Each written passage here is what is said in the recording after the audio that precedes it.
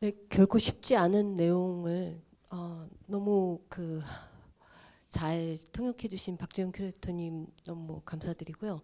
또 하룬바르크에 대해서 아마도 막연히만 알고 있고 몰랐던 그런 부분들도 많았을 텐데 좋은 또 강연해 주신 저희 톰 홀러트 교수님 감사드립니다. Q&A 시간인데요. 네, 좀 아쉽네요. 그 내비게이션 관련한 또 듣고 싶은 그런 내용이 많은데 시간상 그 얘기를 다 못 듣게 돼서 좀 아쉽습니다. 일단 제가 그 Q&A를 진행하는 그런 특혜로 저가 먼저 첫 번째 질문을 드리고 또 관객 여러분들의 질문을 받도록 하겠습니다. 하룬파루키 감독님 작품이 사실 저희가 48편일 텐데 실제로는 한 100여 편 만드셨고요.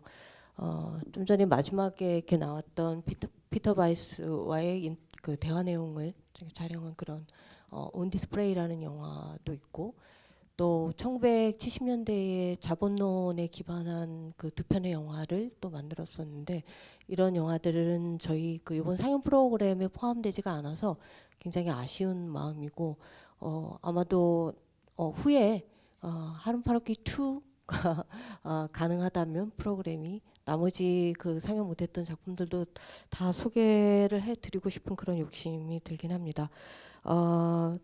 저희 그 앤솔로지 북이 최근에 출간됐는데요. 거기에 실린 톰 홀러트 교수님의 그 텍스트가 바로 그 70년대 때에 하르무르트 비톰스키라는 분과 공동으로 연출한 작품인데요. 칼 마르크스의 자본론에 나오는 정치경제학 기본 개념을 그런 설명하는 영화입니다. 그래서 네, The Division of All Days라는 작품과 또 Something Self-Explanatory라는 두 편의 영화인데요.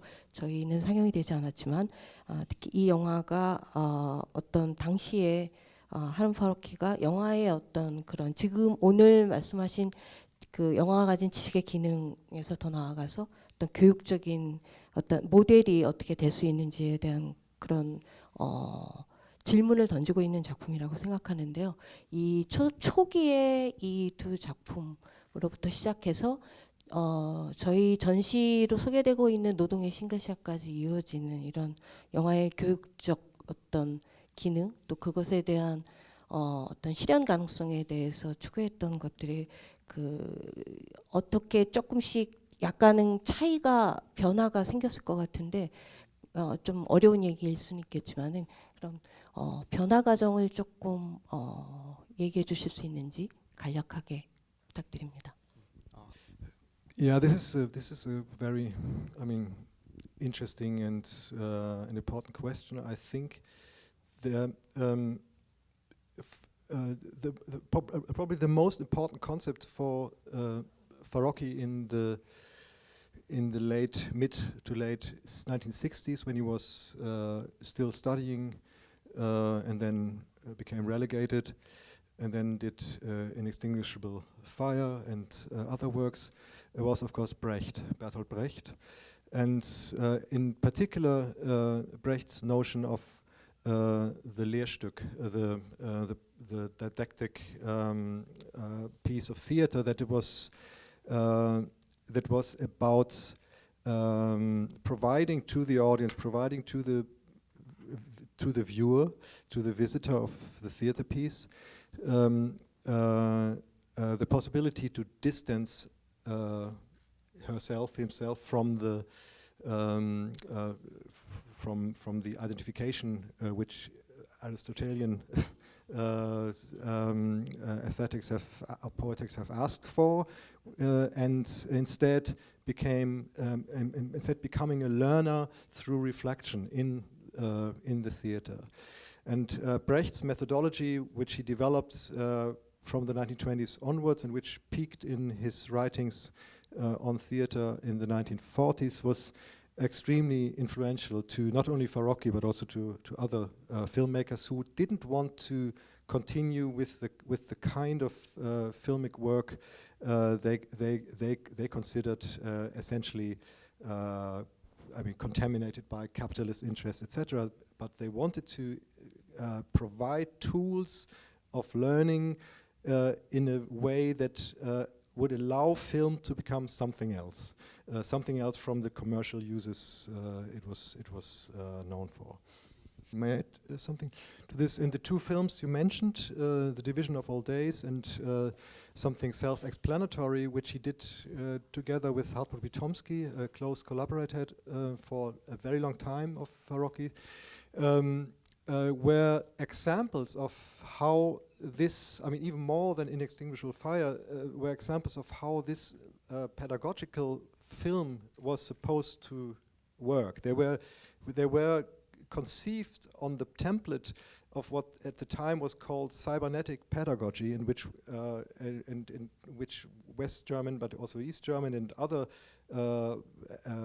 educational scientists were involved in, and it tried in a, I mean, if you would know the result in a also funny way, to apply the cybernetic pedagogy onto film. So what they did was to produce short clips of sometimes even using very crude forms of animation, that each of which was to explain to a single concept from Marx's Kapital, and these clips were shown in class in a pedagogical situation, and there's also footage of Farocki himself being the instructor, the teacher in the seminar, who is introducing the main major concepts of political economy, and then is showing these clips, and then the students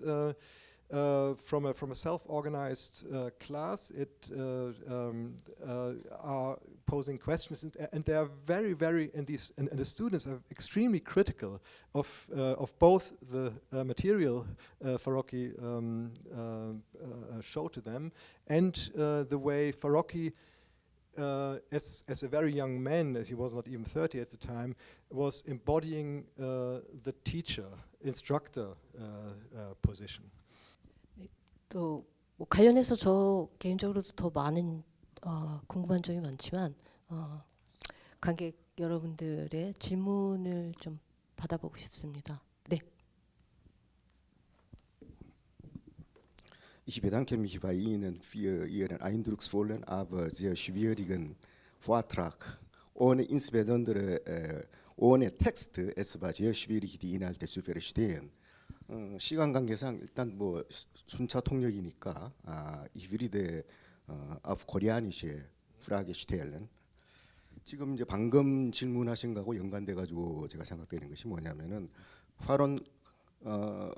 파로키가 이제 장리 고다르에도 많은 영향을 받았고 또 존경을 하는 걸로 알고 있고, 또 지금 방금 말씀하신 것처럼 또 장리 고다르는 자신의 여러 가지 그 장편 필름들에서 이제 지금 방금 말씀하신 그 독일의 저명한 그 베르톨트 브레이트의 Verfremdungseffekt라는, 그러니까 소격 효과라는 그런 개념들을 많이 적용을 해가지고 영화를 만들었는데, 그 파로키의 경우에도 거의 작품에서 구체적으로 이런 Verfremdungseffekt라는 이런 측면에서 어떤 구체적으로 그것을 활용을 한 사례가 있는지 하고, 그 다음에 또 하나 제가 굉장히 궁금하게 생각하는 거는,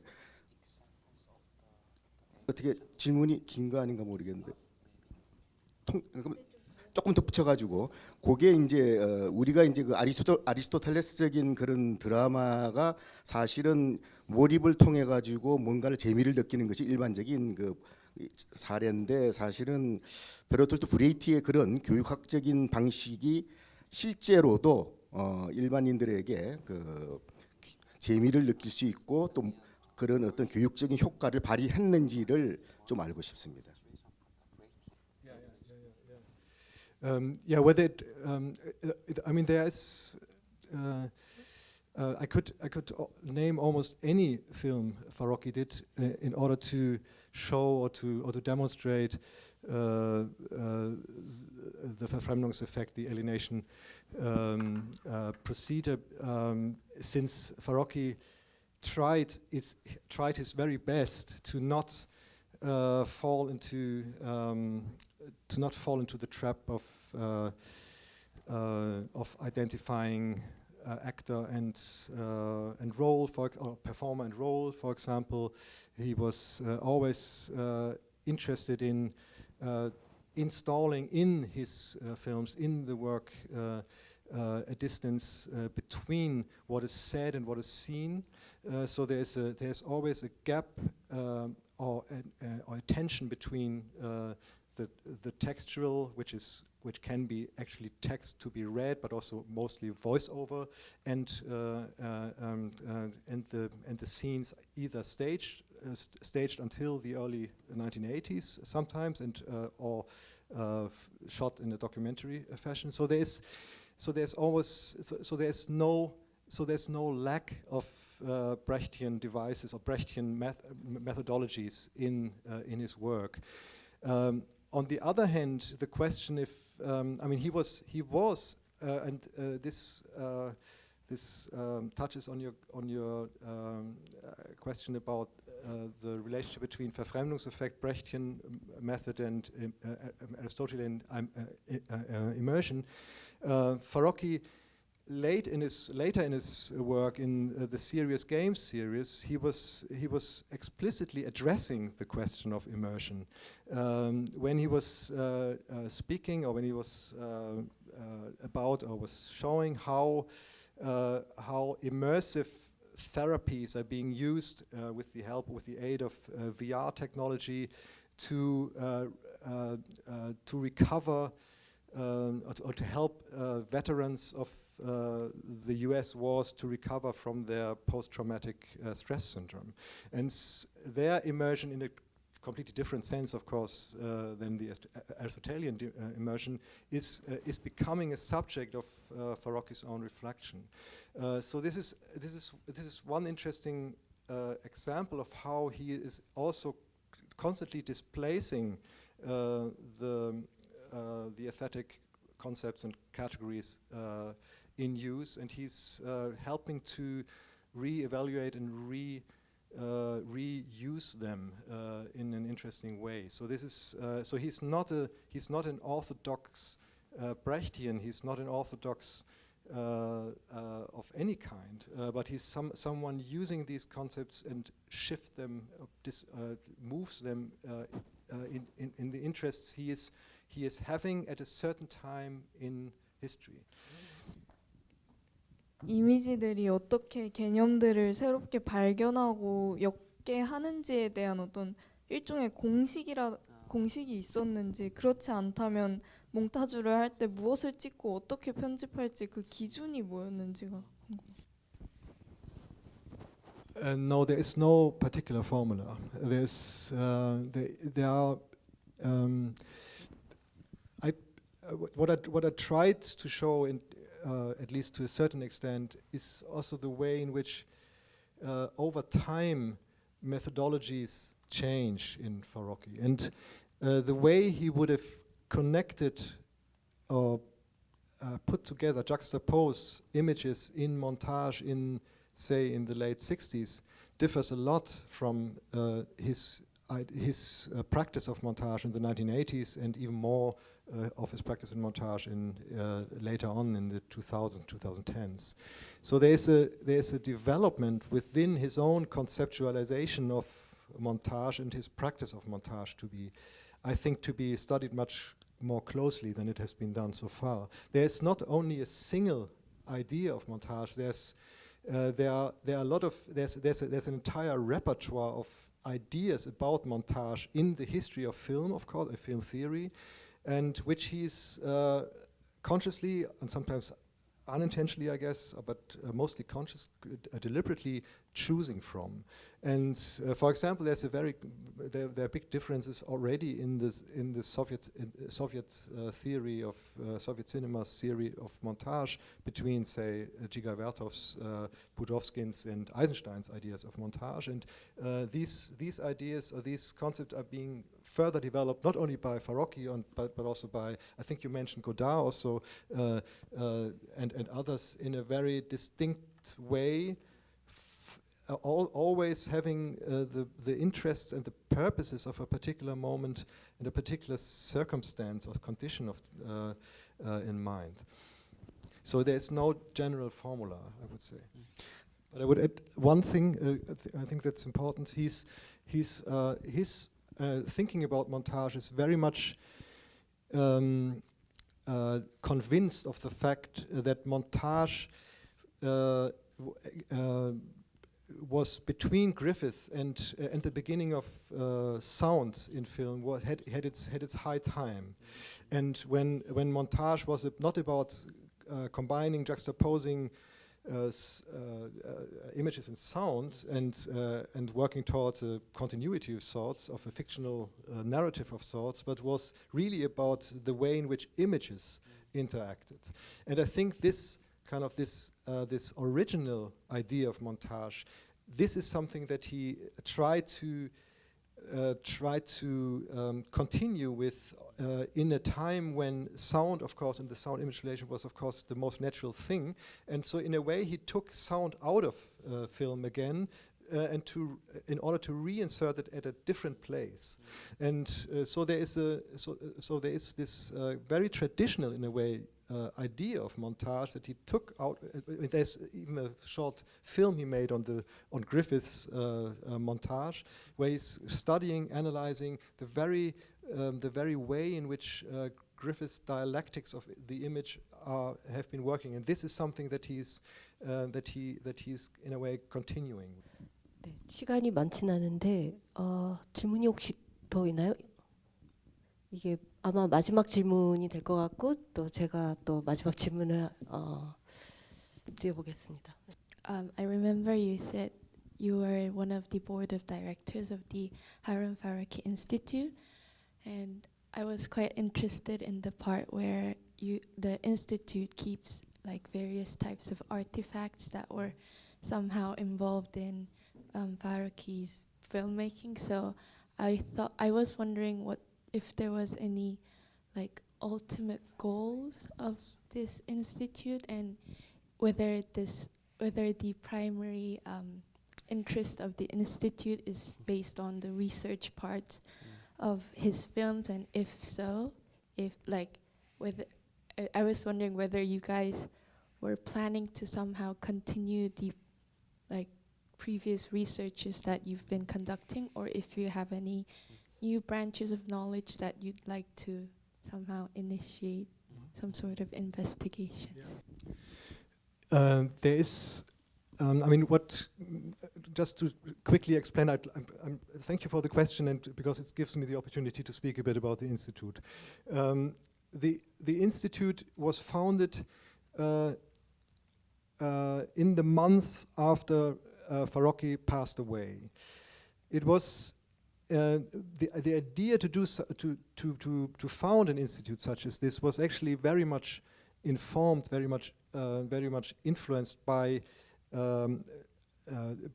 this kind of sudden loss, and of him as a friend and as a colleague, and as this kind of very living and very active and productive and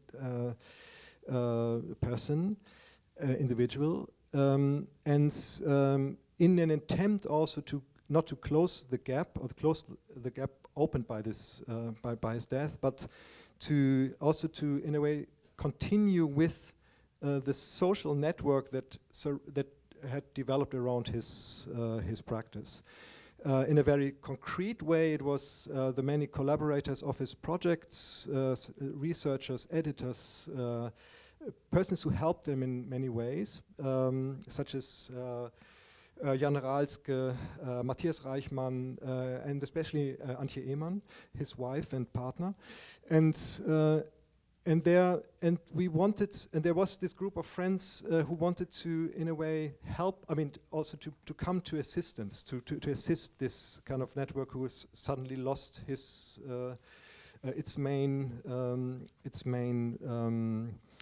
subject. This turned into something. This initial idea turned into something more in a way constructive in terms of what the institute is actually doing, because we decided, or it was decided, that we as the institute that was founded in the course of 2016 would in a way became responsible, in charge of a part of Farocki's estate, those things that he stored into storage spaces in Berlin, and that he, which is mostly the stuff in these boxes, remnants of his work, things unused, rough cuts, a lot of material whose value is completely unclear. I mean, it's not really about a precious archive that we inherited, but it's something that is really something otherwise would have been discarded, would have been thrown away as garbage. But since even since the correspondence and all the private archive is still with Antje Ehmann, with whom we cooperate very closely, and she's also part of the institute. But it's not yet integrated in this archive. So we do work with this collection of things. We are inventorizing it. We are putting it into a database. This is one thing which we are doing. We are trying to develop projects out of this archive, this collection of things, because there's a lot to be discovered which we wouldn't have thought of that could be discovered.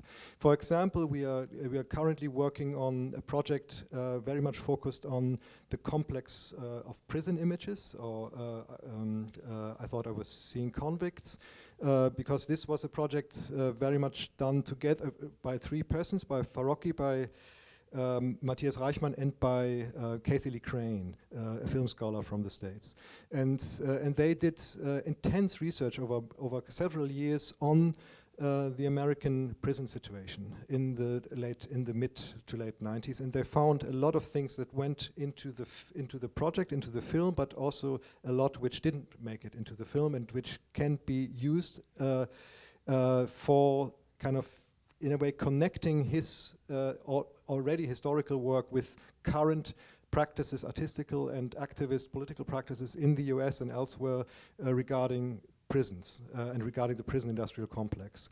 And this is something we are doing, for example, together with a larger research group, a network of people interested in archives and film archives, and especially, but also with people in New York at the NYU who are working on Farocki, but also on prison activism. And there will be 2 conferences, 2 workshops in April this year, and so this is just one example. The other things we are doing, I mean, we are not at all participating in the commercial side of Farocki's, in the way in which the films are being distributed. Shows, exhibitions like this one are being curated or produced, co-produced by the Farocki company, which he founded together with his wife, Antje Ehmann. And but we don't benefit from this part, and very, I mean, deliberately so, because we try to stay. We wanted to keep this apart, and also because it's a source of income for those involved in the company. So what we are doing is we are trying to raise money for projects such as the one I just explained, or to produce, for example, smaller and larger publications on Farocki, of particular instances or aspects of Farocki's work. We are also working on a complete edition of his writings, which will be an 8-volume affair, because he was a prolific writer, and this is going to be. We are already currently producing volume 4 of it, and there will be 2 more volumes following this and next year, and then there will be a volume with interviews and the volume with selected correspondence, and we are also working on an English version of this. And this is a lot of work already. And we are all voluntarily working in it. There's only one half-employed person, as a Desen, working the office. And we are trying to reach out to potential partners, institutions for projects such as the one on the prison images, or another one, and there I wanted to speak about a little bit on navigation, on the notion of navigation. And there will be on navigation. We will organize together with the eFlux Journal in early April in Berlin a conference, Navigation Beyond Vision, or Beyond the Visual, which is very much informed by something Harun Farokhi said very late in his life, shortly in a talk he gave in 2014, when he was speaking about Parallel 1 to 4, the video game series, and where he was juxtaposing montage and navigation as two key concepts of working with moving images. 네, 어느덧 시간이 굉장히 많이 갔는데요. 지금 말씀하신 뭐 비디오 게임이나 내비게이션의 어떤 개념에 관해서 좀 더 들었으면 좋겠지만 시간이 많지는 않고, 그러면 그 내비게이션이나 저희 지금 패러렐이 전시가 되고 있으니까 이 비디오 게임 내비게이션이 주는 거는 어떤 영화적 세계, 시네마틱한 어떤 세계와 차별점이 있는데, 그러한 차이와 그리고 이게 어떤 그 이미지의 어떤 작용이나 이미지의 기능에 대해서 확장해주는 부분이 있다면은 그거와 관련해서 조금 간략하게만 얘기를 들었으면 좋겠습니다. Yes, there's. I mean, with Parallel 1 to 4, Farokhi tried to work with navigational imagery in a montage kind of way. So he was even considering inviting other filmmakers, other directors to work with this material that he researched together with Matthias Reichmann and Matthias Reichmann's son, teenage son, who actually played all these games and instructed by Farokhi to play them to a point when this video game world collapses or ends or reaches a limit, not in order to win a game, but to show the dysfunctional side of the game. And there is of course, I mean, he's talking about it in the voiceover. There is this kind of strong, in a way, cinematic sense of these video game spaces and the narrativity also partly. But there's on the other hand what he's calling with Alexander Galloway the actionable image, and which is close to the operative or operational image, another term he coined, and which always already leads to a different way of using the visual, not in order to